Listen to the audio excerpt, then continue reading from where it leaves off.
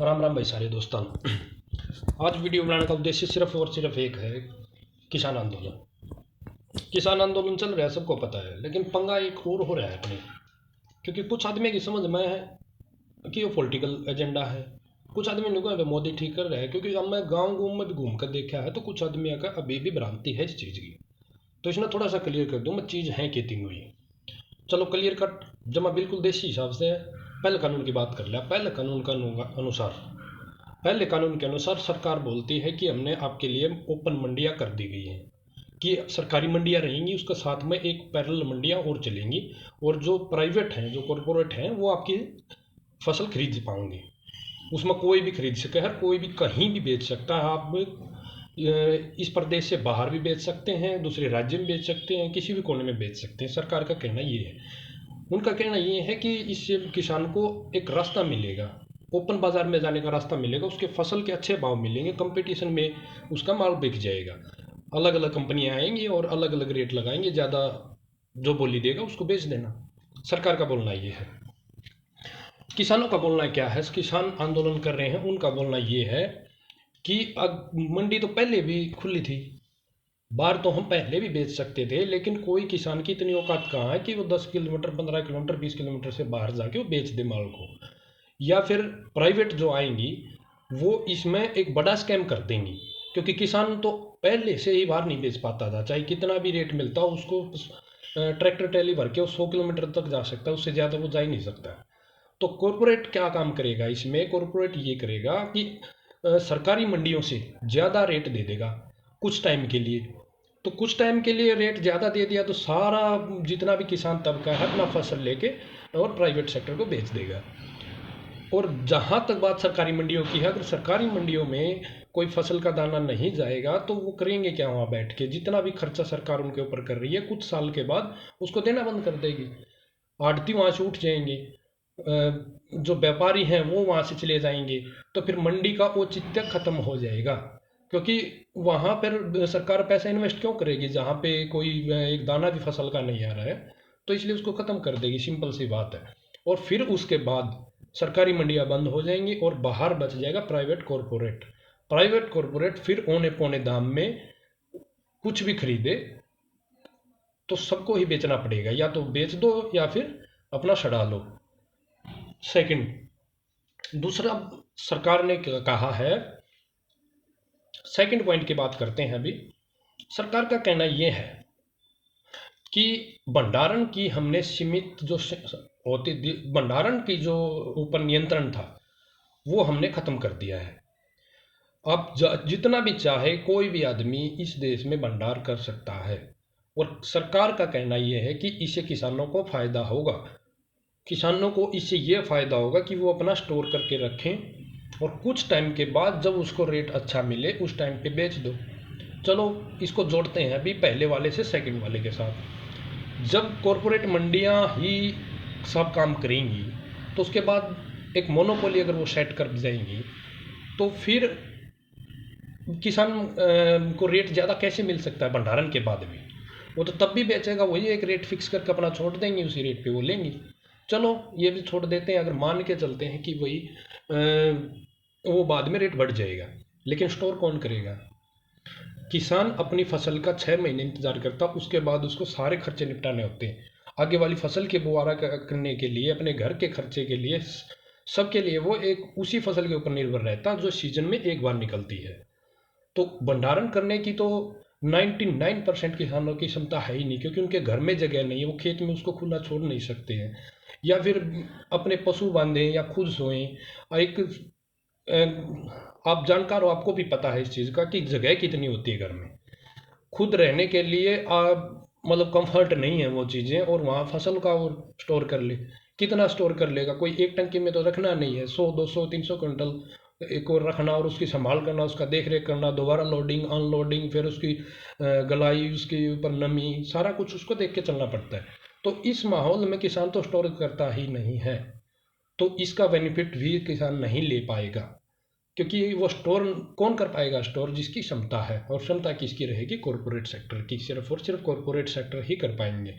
किसी किसान के गोदाम नहीं है, ना ही सरकार कोई ऐसी चीज़ मुहैया करा रही है कि हम आपके लिए स्टोर बना के देते हैं, आप यहाँ मटेरियल रखिए और फिर बाद में बेच दीजिएगा। ऐसा भी कोई इस कानून में प्रावधान नहीं है। तीसरी बात करते हैं कॉन्ट्रैक्ट फार्मिंग की। ये सबसे खतरनाक है, क्योंकि इसमें सरकार ने अपनी तरफ से सिर्फ ये कहा कि कोई भी कंपनी किसानों के साथ एक समझौता कर लेगी या कॉन्ट्रैक्ट कर लेगी और वो फसल उस हिसाब से अपनी बुआई करवाएगी। किसान उसके साथ समझौता कर लेगा, फसल कंपनी बताएगी कौन सी बोनी है, किसान उसमें अपना खाद बीज, उसकी खुराई पताई जो भी है, उसकी कटाई, सारा कुछ फिर किसान करेगा। उसके बाद वो कंपनी जिसने कॉन्ट्रैक्ट कर रखा है, वो जिस रेट पे कॉन्ट्रैक्ट कर रखा है, वो उस रेट में उसको लेके जाएगी। इसमें नुकसान सबसे बड़ा क्या है? सबसे बड़ा नुकसान किसानों के मुताबिक इसमें ये है कि कॉन्ट्रैक्ट फार्मिंग का पहली बात तो जैसे हम ही अपने से ही लगा के चलो किसी भी चीज़ का कोई भी बीमाई करवाते हैं तो कितना चीज़ें उनको पढ़ पाते हैं, उसमें क्या क्या क्लॉज होते हैं हमें पता ही नहीं है। हम एक जो आता है एजेंट है या जो भी रिप्रेजेंटेटिव है उससे बात करते हैं कि हाँ आपको ये फ़ायदा हो जाएगा, ठीक है सर हमने दे दीजिएगा आप ये। पहली बात तो कॉन्ट्रैक्ट को पढ़ता ही नहीं है पूरा कोई भी किसान। अगर कोई किसी ने पढ़ भी लिया, सेकेंडली, तो जितने भी वो कॉन्ट्रैक्ट बनाएंगे वो किसानों के हित में नहीं बना सकती, क्योंकि कॉरपोरेट बना ही नहीं सकता है। वो जो बिजनेस करने आएगा वो दूसरे के भले के लिए नहीं करेगा, वो अपना बिजनेस बढ़ाने के लिए काम करेगा। उसमें उसकी मर्जी होगी कि कब कितना खाद डालना है, किस टाइम पे डालना है और हम कितना रेट लेंगे। अगर ये क्वालिटी नहीं निकली तो उसके बाद भी हो सकता है वो रिजेक्ट कर दे, वो ये बोल दे कि आपकी तो फसल में ये दिक्कत आ गई है इसलिए मैं इसको इस रेट पे नहीं ले पाऊंगा, ऐसा भी कुछ वो कॉन्ट्रैक्ट में लिख सकता है। सेकेंडली, अगर किसान को लगे कि मेरा हित मर रहा है तो उसके बाद उसको जाने के लिए कहीं भी जगह नहीं है, क्योंकि एक एसडीएम को पावर दे दी गई है। एसडीएम का आपको सबको ही पता है, एक एमएलए के भी प्रभाव में आके वो काम कर सकता है। और आम आदमी को एसडीएम सुनता कितना है ये भली भांति सभी को पता है अपनी इस कार्यशैली का। तो हम उस चीज़ से किसान कैसी उम्मीद लगा सकता है कि एक एसडीएम, एक बड़ी कंपनी जो जिसके पास करोड़ों अरबों रुपया है, उसके खिलाफ एसडीएम कोई एक्शन लेगा। अब एक गैदरिंग में मान के चलो एक कंपनी ने किया है 100 किसानों के साथ कॉन्ट्रैक्ट, उसकी कई सौ एकड़ खेती का उसने कॉन्ट्रैक्ट कर लिया और किसानों ने कहा कि हमारा रेट सही नहीं लिया गया है, ये ऐसी कुछ दिक्कत है, और उन्होंने क्लेम कर दिया कि हमें चाहिए 50 करोड़ रुपया मर गया है हमारा पूरा ऑल ओवर सीजन। तो उसमें वो क्या करेगी कंपनियां?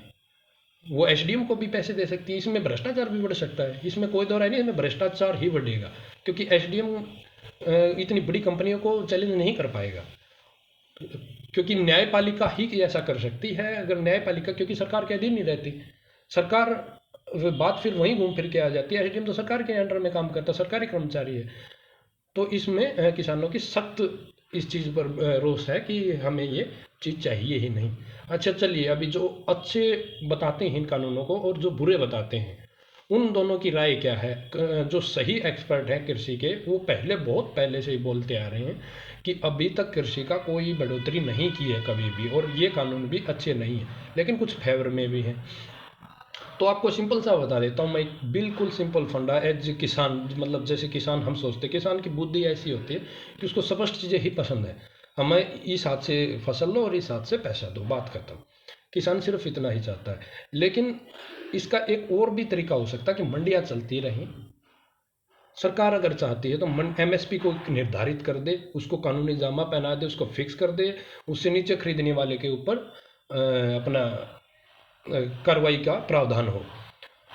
और दूसरा क्या कर सकती है, अगर कॉरपोरेट को इसने इसके अंदर घुसाना है तो वो बोले कॉरपोरेट को कि जाओ भी तुम गांव गांव में जाओ, उनके फार्म पे जाओ और उसको बोली लगा के वहाँ से उठा के लेके आओ, बात खत्म। सिंपल सी कोई एक गांव की कोई एक कमेटी बना दे, कोई एक नगर की कमेटी बना दे, आसपास के कुछ गाँवों को मिला के कमेटी बना सकती है और वहाँ पे बोली लगवा के उनके फार्मों से सीधा जाके अपने एजेंट को भेज के या उस पर बोली लगा के भाई मंडी में ये रेट चल रहा है, हम इस रेट ले लेंगे। ऐसा अगर उनको करना तो वो कर सकते हैं। लेकिन इसमें समस्या क्या आ रही है, क्योंकि कॉरपोरेट को ही बड़ा करना है। अभी उस तरीके से सोचिए आप कि अब इन सारी चीज़ों को ख़त्म करके एक दूसरे तरीके से सोचिए। मान के चलो एक बड़ा कॉरपोरेट आदमी जिसके जेब में सरकार है, वो सरकार को बोलता है कि मेरे लिए कुछ ऐसा बनाओ कि मैं पूरी कृषि पे अपना एक छत्र काम कर सकूं। इसको मैं बिजनेस में ले लिया सकूँ, क्योंकि आज तक किसानी 60% के आसपास किसान है, इसमें कोई दो राय नहीं। और कुछ उससे और भी जुड़े हुए हैं, आड़ती हो गए और कुछ व्यापारी हैं, ट्रक ऑपरेटर, मतलब जो भी ट्रांसपोर्ट से तो 10-15% वैसे इनडायरेक्ट जुड़े हुए हैं इन चीज़ों से। तो इनका तो सबका जाएगा ही जाएगा, सिंपल सी बात है।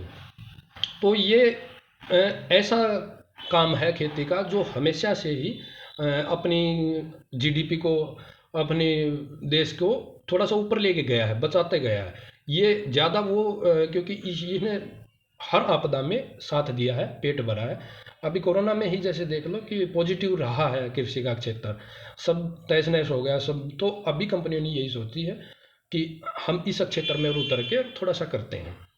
तो हाँ, मैं उसी मुद्दे पे बात कर रहा था कि मान के चलो अभी कोरोना में आपने देखा है कि कृषि एक ऐसी चीज़ है, भाई कोई आपदा कोई भी आ जाए, सबसे ज़रूरी चीज़ है ये तो सप्लाई होना ही चाहिए। ये मटेरियल तो खाने पीने की चीज़ें हैं, ये तो आनी ही आनी है, ये तो चाहिए ही चाहिए, एसेंशियल ज़रूरतें हैं।